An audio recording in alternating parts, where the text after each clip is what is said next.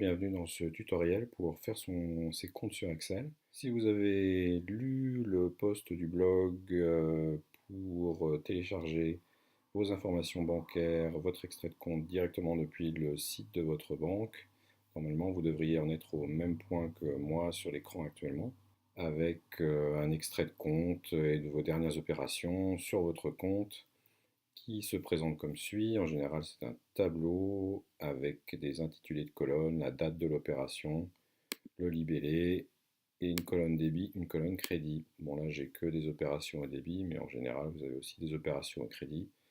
Quand vous travaillez, vous avez un salaire éventuellement qui tombe en positif. Pour se simplifier un peu la tâche, la première chose qu'on va faire, c'est qu'on va cliquer sur la colonne A, la cellule A10, et on va aller dans Fenêtre fractionnée. Voilà. Et ensuite, fenêtre, figer les volets, qui va nous aider à y voir un peu plus clair, ce qui nous fige la partie haute du tableau, ce qui est plus pratique pour travailler. Ensuite, on va créer une colonne pour calculer le solde. On va la renommer solde.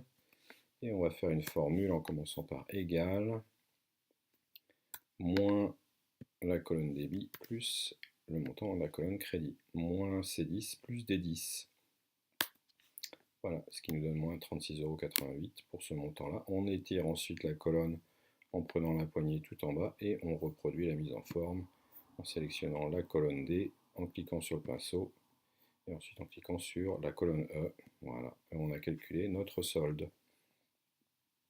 Ensuite, on va faire un sous-total, histoire de... Alors là, Excel est gentil, il nous met directement la fonction, on n'a plus qu'à cliquer dessus. Alors pour le sous-total, c'est simple, ça va nous permettre de filtrer ensuite sur les opérations. On voit qu'ici il y a déjà des filtres, mais je vais les enlever et je vais les remettre sur l'ensemble du tableau. Et de calculer le sous-total pour les catégories qu'on va définir par les catégories de dépenses qu'on va définir juste après. Donc il y a un numéro de fonction à rentrer dans la fonction sous-total au départ, ici on voit c'est décrit. Et pour faire une somme, c'est 9 qui convient.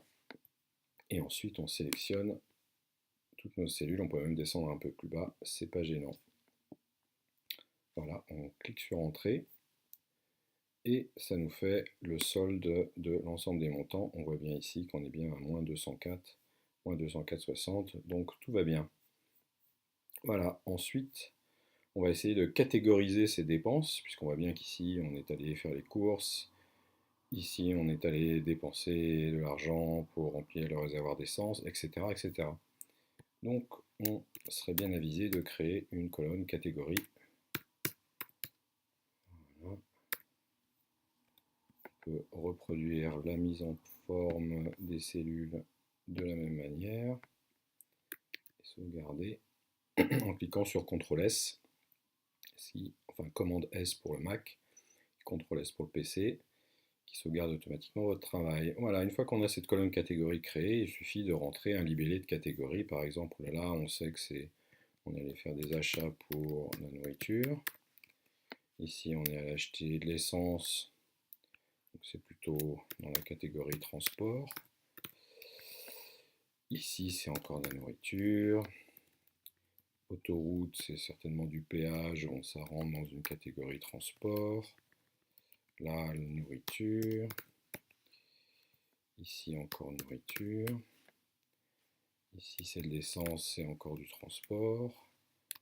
Ah ouais, là, c'est 4,80 à la station-service. C'était un sandwich à la station-service, donc c'est de la nourriture. Là, c'est des frais bancaires, tenue de compte.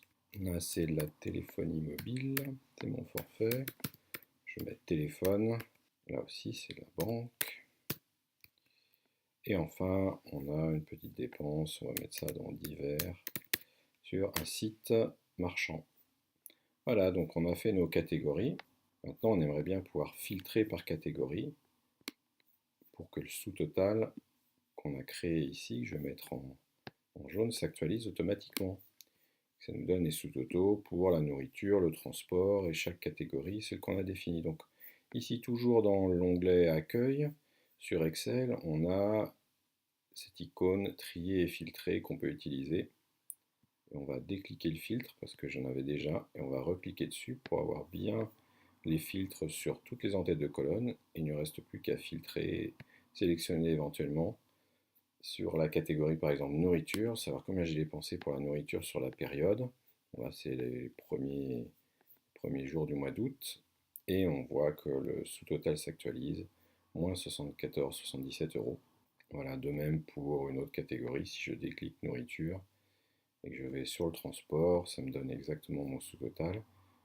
Et ainsi, je peux savoir combien j'ai dépensé pour les catégories que j'ai moi-même choisies. Voilà, merci d'avoir suivi ce petit tutoriel. Retrouvez-moi sur le blog Budget 365. Merci, à bientôt.